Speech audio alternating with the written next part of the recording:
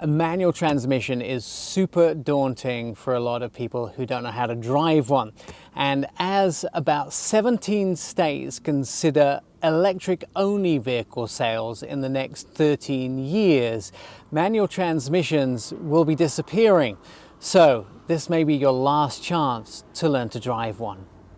20 years ago, about 8% of cars for sale were offered as a manual transmission. Today, that number has dropped to just over 2%. But for those that can drive a manual, it puts a huge smile on their face. About 10 car companies still offer manual transmissions today, like Jeep, Dodge, BMW, and the great British brand Mini. Rah Mahtani is from Mini USA. I asked him why Mini still makes a manual.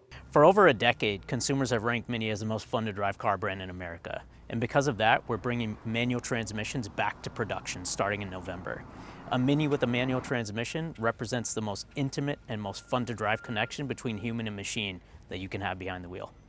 66% of men say they can drive a manual, and 30% of women can drive a manual. I actually learned to drive on a manual transmission in the UK, and so I already know these cars are amazingly fun to drive. Mini believes in manuals so much that they have started to offer classes at the performance school for those that want to come and learn. They will even teach classes for women only if needed. Matt Misko is the operations manager at the BMW Group Performance Center West in Palm Springs. We asked Matt what students learn in the program. In support of this mission, we're taking the stress away from learning how to drive a manual transmission on the streets.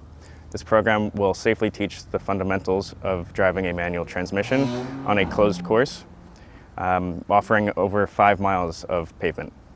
Now, you can't actually pick up your phone and text when you're driving a manual transmission, which means, luckily enough, that if you give your teenager a manual car to drive, they're unlikely to get into so much trouble texting and driving.